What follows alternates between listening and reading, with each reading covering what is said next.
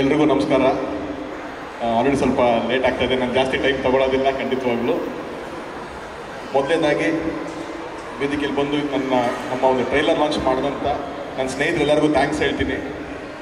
ನವೀನ್ ಅವಲ್ಲೇ ಹೇಳಿದ್ರು, ರ್ಯಾಂಬೋ ಅಂತ ನಾವೊಂದು ಸಿನಿಮಾ ಫಸ್ಟ್ ಟೈಮು ನಾನು ಡೈರೆಕ್ಷನ್ ಡಿಪಾರ್ಟ್ಮೆಂಟ್ ಬಂದಿದ್ದೆ ಆ್ಯಂಡ್ ಶರಣ್ ಅವರು ಹೀರೋ ಆಗಿ ಮಾಡಿದಂಥ ಸಿನಿಮಾ ಅದು. ಸೊ ಆವಾಗ ಒಂದು ಸ್ನೇಹಿತರು, ನಾನು ಶಂಕರ್ ಅಂತ ಒಬ್ಬರು ಸ್ನೇಹಿತರು, ಅವರು ಪರಿಚಯ ಮಾಡಿಸೋರು ನವೀನ್ನ. ಒಳ್ಳೆ ಕಲಾವಿದರು, ಅವ್ರು ಥಿಯೇಟ್ರ್ ಬ್ಯಾಕ್ ಡ್ರಾಪ್ ಇದ್ದಾರೆ. ಸೊ ಅಷ್ಟೊತ್ತಿಗೆ ಅಲ್ಲೇ ಅರ್ಧ ಶೂಟಿಂಗ್ ಆಗೋಗಿತ್ತು ಸಿನಿಮಾದು, ಮೇಜರ್ ಪಾತ್ರಗಳೆಲ್ಲ ಆಗೋಗಿತ್ತು. ಅವ್ರು ಮೈಸೂರು ಶೂಟಿಂಗ್ ಟೈಮಲ್ಲಿ ಸಿಗ್ತಾರೆ. ಸರ್ ಯಾರೋ ಒಂದು ಕಲಾವಿದ್ರಲ್ವಾ, ಏನೋ ಒಂದು ಅವಕಾಶ ಕೊಡಬೇಕು. ಬ್ರದರ್ ಯಾವುದೂ ಅಂಥದ್ದಿಲ್ಲ. ಇಲ್ಲ ಸರ್, ನಾನು ಏನು ಕೊಟ್ಟರು ಮಾಡ್ತೀನಿ ಅಂತ. ಈ ಥರದ್ದು ಒಂದು ಸಾಧು ಸರ್ ಜೊತೆಗೆ ಒಂದಿದೆ. ಹೌದಾ, ಸರಿ ಸರ್, ನಾನು ಮಾಡ್ತೀನಿ ಸರ್. ಅದು ಪಾತ್ರ ಚಿಕ್ಕದಾ ದೊಡ್ಡದಾ ಅಂತ ನವೀನ್ ಯೋಚನೆ ಮಾಡಲಿಲ್ಲ. ಅವತ್ತು ನಾನು ಪಾತ್ರ ಮುಖ್ಯ ನನಗೆ ಅಂತ ಎಂಟ್ರಾದವರು ಇವತ್ತು ಇಡೀ ಕರ್ನಾಟಕ ಮನೆ ಮಾತಾಗಿದೆ. ಇವತ್ತು ನಮ್ಮದೇ ಪ್ರೊಡಕ್ಷನಲ್ಲಿ ಇವತ್ತು ಅವ್ರಿಗೆ ಎಷ್ಟಾಗಿ ಬಂದಿರೋದು, ಅವ್ರಿಗೆ ಎಲ್ಲಿಂದ ಎಲ್ಲಿಯವರು ಬೆಳೆದಿರೋದಕ್ಕೆ ಅವರಿಗೆ ಕಲೆ ಮೇಲಿರುವಂಥ ಒಂದು ಪ್ರೀತಿ, ಅದೇ ಕಾಪಾಡೋದು ನಾನು ಯಾವಾಗಲೂ ಹೇಳ್ತೀನಿ. ಆ್ಯಂಡ್ ಡಾಲಿ ಅಷ್ಟೇ, ಭಾಳ ಆತ್ಮೀಯರು. ಅದೇ ಹೇಳಿದ್ರಲ್ಲ, ಯಾವಾಗಲೂ ಸಿನಿಮಾನೇ ಮಾತಾಡ್ತೀನಿ ಅಂದರೆ ಅವ್ರ ಆಪೋಸಿಟ್ ವ್ಯಕ್ತಿನೂ ಹಾಗೆ ಇರ್ತಾರೆ ನಮಗೆ. ಇವತ್ತು ನಾವು ಎಲ್ಲೇ ಸಿಕ್ಕಿದಾಗೂ ಒಂದು ಸಿನಿಮಾ ಬಗ್ಗೆ ಅಷ್ಟು ಪ್ಯಾಷನೇಟಾಗಿ ಮಾತಾಡ್ತಾರೆ. ಇವತ್ತು ನಾನು ಪ್ರೊಡಕ್ಷನ್ ಮಾಡಿ ಒಂದು ಯಾವುದೋ ಒಂದು ಮಣ್ಣಿನ ಕಥೆನ ಆಯ್ಕೆ ಮಾಡಿಕೊಂಡು ಒಂದು ಆ ಥರದೊಂದು ಪ್ರತಿಭೆ, ಒಂದು ಪುನೀತ್ ಥರದೊಂದು ನಾನು ಮಾಡಿದ್ದೀನಿ ಅಂತಂದರೆ ಅದು ಬಹುಶಃ ನನಗಿಂತ ಮುಂಚೆ ಮಾಡಿದ್ದು ಡಾಲಿ. ಟಗರು ಪಲ್ಯ ಅಂತ ಒಂದು ಸಿನಿಮಾ, ಆ ನೇಟಿವಿಟಿ ಬ್ಯಾಕ್ಡ್ರಾಪಲ್ಲಿ ಒಂದು ಕಥೆನ ಹಿಡ್ಕೊಂಡು ಆ ಥರ ಪ್ರೊಡಕ್ಷನ್ ಮಾಡಿ, ಅಂದರೆ ಕಾಂಟೆಂಟ್ನ ನಂಬುವಂಥ ವ್ಯಕ್ತಿಗಳು. ಸೊ ಅದೆಲ್ಲನೂ ಒಂದು ಕಡೆ ಇನ್ಸ್ಪಿರೇಷನ್ ಡಾಲಿ ನನಗೆ. ಆ ಥರದ್ದೆಲ್ಲ ಒಂದು ಸಿನಿಮಾ ಧೈರ್ಯ, ಅಂದರೆ ಯಾವಾಗ ಟಗರು ಪಲ್ಯ ಅಷ್ಟು ದೊಡ್ಡ ಹಿಟ್ ಆಯಿತು, ನಮ್ಮೆಲ್ಲ ಧೈರ್ಯ, ಓಕೆ ನಮ್ಮಲ್ಲೂ ಮಣ್ಣಿನ ಕಥೆಗಳನ್ನ ನೋಡ್ತಾರೆ, ನಮ್ಮಲ್ಲೂ ಅದನ್ನೆಲ್ಲ ಇಷ್ಟಪಡ್ತಾರೆ ಅನ್ನೋದೊಂದು ನಮಗೊಂದು ನಂಬಿಕೆ ಬಂತು. ಆ ಸಾಲಲ್ಲೇ ಏಳುಮಲೆ ಬರ್ತಾಯಿದೆ. ಆ್ಯಂಡ್ ಇನ್ನು ನನಗೆ ಪ್ರೊಡಕ್ಷನ್ ಮಾಡ್ತೀನಿ, ಹೌದು ಪ್ರೊಡಕ್ಷನ್ ಅಂತಂದಾಗ ನನ್ನ ಜೊತೆ ಯಾವಾಗಲೂ ಸಾಥ ನಿಂತಿರೋ ನಮ್ಮ ಅಟ್ಲಾಂಟಾ ನಾಗೇಂದ್ರ ಸರ್, ಅವರು US ಅಲ್ಲಿ ಇರ್ತಾರೆ. ಹಾಗಾಗಿ ಅವರು ಜಾಸ್ತಿ ಇಲ್ಲಿ ಬರಲಿಲ್ಲ ಅಂತಂದ್ರು ಅಲ್ಲಿಂದ ಒಂದು ದೊಡ್ಡ ಮಾರಲ್ ಸಪೋರ್ಟ್ ಕೊಡ್ತಾರೆ, ಫೈನಾನ್ಷಿಯಲ್ ಸಪೋರ್ಟೂ ಕೊಡ್ತಾರೆ. ಆದರೆ ನಾನೊಬ್ಬ ನಿರ್ದೇಶಕನಾಗಿ ನಾನೇನೋ ತುಂಬ ದುಡಿಮೆ ಅಂತಲ್ಲ, ಏನು ದುಡಿಮೆ ಬಂದಿದೆ ಅದೊಂದು ದುಡಿಮೆ ಇಟ್ಕೊಂಡು ಮಾಡ್ತೀನಿ. ಆದರೆ ನಾನು ಪ್ರೊಡಕ್ಷನ್ ಮಾಡಬೇಕು ಅಂತ ಅನ್ನೋದಕ್ಕೆ ತುಂಬ ಮೇಯ್ನ್ ಇಂಪಾರ್ಟೆಂಟ್ ವ್ಯಕ್ತಿ ಇವರು, ನಮ್ಮ ದಯನ ಇಲ್ಲಿ ಇಬ್ಬರಿದ್ದಾರೆ. ಸೊ ಹಾಗಾಗಿ ನಾನು ಏನೇ ಕೆಲಸ ಮಾಡ್ತೀನಿ ಅಂದರೂ they always been my strength, ನನ್ನ ಸ್ಟ್ರೆಂತ್ ಅಂತ ಹೇಳ್ತಾರೆ.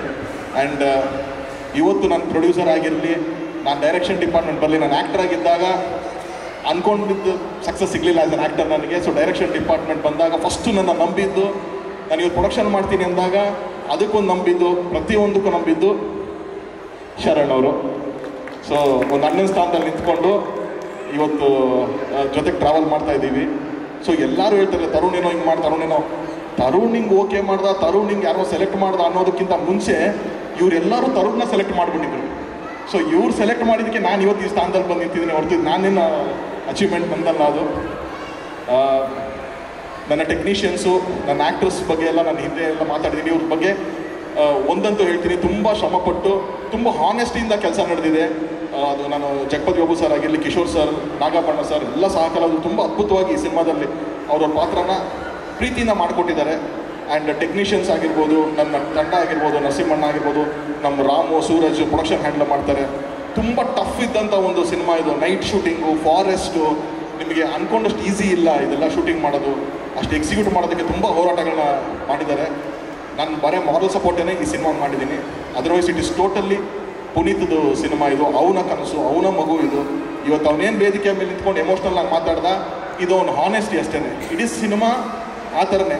ಅವ್ರ ವೈಫ್ ಅವ್ರನ್ನ ಸ್ಟೇಜ್ ಮೇಲೆ ಕರೆಸಿದಾಗ ನನಗೆ ಅನಿಸಿದ್ದು, ಬಹುಶಃ ಇದು ಸಿಂಬಾಲಿಕಲಿ ಏನು ಹೇಳುತ್ತೆ ಅಂತಂದರೆ, ನೀವು ನಿಮ್ಮ ಪ್ರೀತಿ ಪಾತ್ರನ ಕರ್ಕೊಂಡು ಈ ಸಿನಿಮಾಗೆ ಬನ್ನಿ, ಇದು ಖಂಡಿತವಾಗ್ಲೂ ನೀವು ಆಚೆ ಹೋಗ್ಬೇಕಾದ್ರೆ ಹೆಮ್ಮೆಯಿಂದ ಹೋಗ್ತೀರಾ ನೀವು.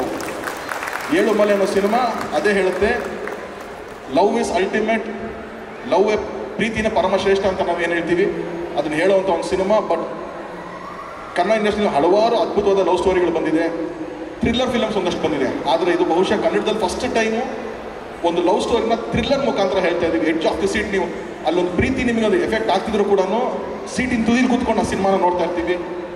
2 ಗಂಟೆ 10 ನಿಮಿಷ ಒಂದು ಸಿನಿಮಾ ಇದು. ಒಂದು ಫಾಸ್ಟ್ ಪೇಸಲ್ಲಿರುತ್ತೆ.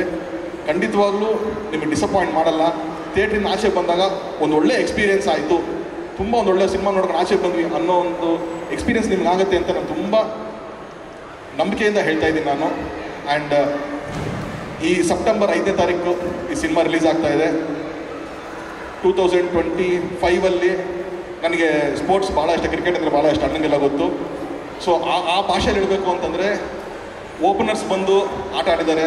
ಅದು ಅವತಾರ ಪುರುಷ ಆಗಿರ್ಬೋದು, ಮಾದೇವ ಆಗಿರ್ಬೋದು, ಯುದ್ಧಕಾಂಡ ಆಗಿರ್ಬೋದು, ಅವರೆಲ್ಲ ಓಪನರ್ಸ್ ಥರ ಬಂದು ಒಂದು ಓಪನಿಂಗ್ ಸ್ಟಾರ್ಟ್ ಕೊಟ್ಟೋದ್ರು. ಮಿಡ್ಲ್ ಆರ್ಡ್ರ್ ತುಂಬ ಇಂಪಾರ್ಟೆಂಟ್ ಆಗುತ್ತೆ. ಯಾಕೆ ಅಂತಂದರೆ ಮತ್ತೆ ಎಂಡ್ ಆಫ್ ದಿ ಇಯರ್ಗೆ ಪವರ್ ಹಿಟರ್ಸ್ ಅಂತ ಹೇಳ್ತೀವಿ, ಬಂದು ಒಂದು ಇಡೀ ಗೇಮ್ನ ಚೇಂಜ್ ಮಾಡ್ತಾರೆ. ಲಾಸ್ಟ್ 20 ಓವರ್ ಇರ್ಬೇಕಾದ್ರೆ ಬಂದು ಮ್ಯಾಜಿಕ್ ಮಾಡಿಬಿಡ್ತಾರೆ ಪವರ್ ಹಿಟರ್ಸ್ ಅಂತ, ಬರೀ 6-4 ಹೊಡಿತಾರೆ. ಆ ಥರ ನೆಕ್ಸ್ಟ್ ಇದೆ ನಮಗೆ. KD ಇದೆ, ಪ್ರೇಮ್ ಸರ್ ಅವ್ರದ್ದು KD ಇದೆ. 45 ಅಂತ ಶಿವಣ್ಣ ಉಪ್ಪಿ ಸರ್, ರಾಜ್ ಬಿ ಶೆಟ್ಟಿ ಅವ್ರ 45 ಇದೆ. ಜಡೇಶ್ ಅವ್ರದ್ದು ಲ್ಯಾಂಡ್ ಲಾರ್ಡ್ ಇದೆ. ಡೆವಿಲ್ ಅದು ಇದೆ. ಸೊ ಪವರ್ ಹಿಟ್ಟರ್ಸ್ ಇದ್ದಾರೆ ನಮಗಿನ್ನು. ಲಾಸ್ಟ್ ಅಕ್ಟೋಬರ್, ನವಂಬರ್, ಡಿಸೆಂಬರ್ಗೆ ಕಾಂತಾರ 2 ಇದೆ. ಸೊ ಪವರ್ ಹಿಟ್ಟರ್ಸ್ಗಳು ಅಲ್ಲಿದ್ದಾರೆ. ಮಿಡ್ಲ್ ಆರ್ಡ್ರು ಚೆನ್ನಾಗಿ ಒಂದು 25 ಓವರ್ ಚೆನ್ನಾಗಿ ಸ್ಕೋರ್ ಮಾಡಬೇಕು. ಸೂಫ್ರಮ್ಸ್ಗೂ ಒಂದು ಶುರು ಮಾಡಿದೆ. 7 ಮೇಲೆ ಖಂಡಿತವಾಗ್ಲೂ ಜವಾಬ್ದಾರಿಯುತವಾಗಿ ಆಟ ಆಡಿ ನಾವು ಅಲ್ಲಿಂದ ತೊಗೊಂಡೋಗಿ ಪವರ್ ಹಿಟರ್ಸ್ಗೆ ಕೊಡ್ತೀವಿ. ಖಂಡಿತವಾಗ್ಲೂ ಈ ವರ್ಷ 2025 ಬೇರೆ ಭಾಷೆಯವ್ರಿಗೆ ಕನ್ನಡ ಸಿನಿಮಾ ಮತ್ತೆ ಕಣ್ಣಿಗೆ ಕಾಣಿಸೋ ಥರ ನಾವು ಖಂಡಿತವಾಗ್ಲೂ ಮಾಡ್ತೀವಿ. ಯಾವುದು ನಾನು ಲಾಸ್ಟ್ ಟೈಮ್ ಹೇಳಿದ್ದೀನಿ, ಇವಾಗಲೂ ಹೇಳ್ತಾ ಇದ್ದೀನಿ, ಕನ್ನಡ ಚಿತ್ರರಂಗ ಚಿನ್ನದ ಗಣಿ ಇದ್ದಂಗೆ. ಅದನ್ನು ಸರಿಯಾದ ಎಕ್ವಿಪ್ಮೆಂಟ್ಸು, ಸರಿಯಾಗಿ ಸಲಕರಣೆಗಳಿದ್ದು ನೀವು ಮಾಡಿದ್ರೆ, ಒಳ್ಳೆ ತಂಡ ಇಟ್ಕೊಂಡು ಅದನ್ನು ಮಾಡಿದ್ರೆ ನಿಮಗೆ ಚಿನ್ನ ಸಿಗುತ್ತೆ. ನೀವು ಒಂದೇ ಯಾವುದೋ ಒಂದು ಎಕ್ವಿಪ್ಮೆಂಟ್ ಇಟ್ಕೊಂಡು ಅಲ್ಲೇ ಕೆತ್ತಾ ಇದ್ದು ಚಿನ್ನ ಸಿಗ್ತಾ ಇಲ್ಲ ಅಂತ ನನ್ನ ಕನ್ನಡ ಚಿತ್ರರಂಗನ ಬ್ಲೇಮ್ ಮಾಡಬೇಡಿ. ಕನ್ನಡ ಚಿತ್ರರಂಗದಲ್ಲಿ ಒಳ್ಳೆ ಕಾಂಟೆಂಟ್ ಕೊಟ್ಟರೆ ಖಂಡಿತವಾಗ್ಲೂ ಜನ ಕೈ ಹಿಡಿದಿದ್ದಾರೆ, ಇನ್ನು ಮುಂದೆನೂ ಕೈ ಹಿಡಿತಾರೆ. ಸೊ ಆ ಸಾಲಲ್ಲಿ 7 ಮಲೆ ಸೇರುತ್ತೆ. ಈ ಸಿನಿಮಾ ನಿಮಗೆಲ್ಲ ತೋರಿಸ್ಬೇಕು ಅಂತ ಭಾಳ ಎಕ್ಸೈಟೆಡ್ ಆಗಿ ನಾನಿದ್ದೀನಿ. ಒಬ್ಬ ಪ್ರೊಡ್ಯೂಸರ್ ಆಗಿ ಇದು ತುಂಬ ಎಕ್ಸೈಟೆಡ್ ಆಗಿದ್ದೀನಿ. ಇದೊಂದು ಎಕ್ಸ್ಪೀರಿಯನ್ಸ್ ನೀವು ಮಿಸ್ ಆಗಬಾರ್ದು ಅಂತ. ಸೊ ಸೆಪ್ಟೆಂಬರ್ 5ನೇ ತಾರೀಕು ಕರ್ನಾಟಕದಾದ್ಯಂತ 7 ಮಲೆ ಬರ್ತಾ ಇದೆ. ಮಾದಪ್ಪನ ಆಶೀರ್ವಾದ ಜೊತೆಗೆ ನಿಮ್ಮೆಲ್ಲರ ಪ್ರೀತಿ ಈ ಸಿನಿಮಾ ಮೇಲೆ ಇರಲಿ ಅಂತ ಕೇಳ್ಕೊತೀನಿ. Thank you so much. Sonal ಅವ್ರು ದಯವಿಟ್ಟು ವೇದಿಕೆ ಮೇಲೆ ಬರಬೇಕು. ಏನು ಮಾತಿಗೆ ಕರೀತಾ ಇಲ್ಲ, ಯಾಕಂದ್ರೆ ಅವ್ರು ಹೇಳಿದ್ರು ಇವತ್ತು ನಾನು ಸುಮ್ಮನೆ ನಮ್ಮ ಯಜಮಾನ್ರ ಕಾರ್ಯಕ್ರಮ, ನಮ್ಮ ಯಜಮಾನ್ರ ಸಿನಿಮಾದ ಕಾರ್ಯಕ್ರಮ ನೋಡೋದಕ್ಕೆ ಬಂದಿದ್ದೀನಿ, ಮಾತಾಡೋದಕ್ಕೆ ಕರಿಬೇಡಿ ಅಲ್ಲ. ಆದರೂ ಕೂಡ ಅದೇ ಹೇಳ್ತಲ್ಲ, ಇವಾಗ ಹೆಂಗೆ ಪುನೀತ್ ಹೇಳಿದ್ನೋ, ಇವತ್ತು ಮನೆಯಲ್ಲಿ ತಾಯಿಯಂದ್ರು ಎಲ್ಲ ಮಕ್ಳಿಗೂ ಸಪೋರ್ಟ್ ಮಾಡ್ತಾರೆ. ಯಾಕಂತಂದರೆ ನಮ್ಮನ್ನು ಚಿಕ್ಕ ವಯಸ್ಸಿಂದ ನೋಡಿರ್ತಾರೆ, ನಮ್ಮ ಸರಿ ಏನು, ನಮ್ಮ ತಪ್ಪೇನು, ಇದನ್ನೆಲ್ಲ ನೋಡ್ಕೊಂಡು ಬಂದಿರ್ತಾರೆ. ಸೊ ನಂಬಿಕೆ ಇಟ್ಟಿರ್ತಾರೆ, ಖಂಡಿತವಾಗ್ಲೂ ಅದು ಇರುತ್ತೆ. ಆದರೆ ಯಾವಾಗ ನಮ್ಮ ಹೆಂಡತಿಯಾಗಿ ಬರ್ತಾರೆ, ಹೊಸ ಜೀವನ ಎಲ್ಲಾನು ತೊರೆದು ನಮ್ಮ ಮನೆಗೆ ಬಂದಿರ್ತಾರೆ. ಹೊಸ ಪರಿಸರಕ್ಕೆ ಅರ್ಥ ಮಾಡ್ಕೋಬೇಕು, ಹೊಸ ವ್ಯಕ್ತಿನ ಅರ್ಥ ಮಾಡ್ಕೋಬೇಕು. ನಮ್ಮ ಕೆಲಸಗಳು ತುಂಬಾ ರೆಗ್ಯುಲರ್ 9 to 5 ಜಾಬ್ ಥರ ಇರಲ್ಲ ನಮ್ಮ ಕೆಲಸಗಳು, ಅದನ್ನ ಅರ್ಥ ಮಾಡ್ಕೋಬೇಕು. ಸೊ ಮೆಂಟಲಿ ತುಂಬ ದೊಡ್ಡ ಸಪೋರ್ಟು ನಮ್ಮ ಶ್ರೀಮತಿ ಅವ್ರದ್ದಾಗುತ್ತೆ. ಸೊ ಹಾಗಾಗಿ ಅವರು ನನಗೆ ಅಷ್ಟೇ ಅದ್ಭುತವಾದ ಸಪೋರ್ಟ್ನ ಕೊಡ್ತೀರಿ ಸಿನಿಮಾ ಮುಖಾಂತರ. So thank you so much. And once again ನೀವೆಲ್ಲ ಬಂದಿದ್ದಕ್ಕೆ ನನ್ನ ಕಡೆಯಿಂದ, ಮೀಡಿಯಾದವ್ರಿಗೆ ಆ್ಯಂಡ್ ಎವ್ರಿ ಗೆಸ್ಟ್, ಎಲ್ಲ ಗೆಸ್ಟ್ಗಳು ಬಂದಿದ್ದಕ್ಕೆ, ನಮ್ಮ ಡಿಸ್ಟ್ರಿಬ್ಯೂಟರ್ ಸರಿಂದ ಹಿಡಿದು everyone thank you so much ಬಂದಿದ್ದು. Thank you so much.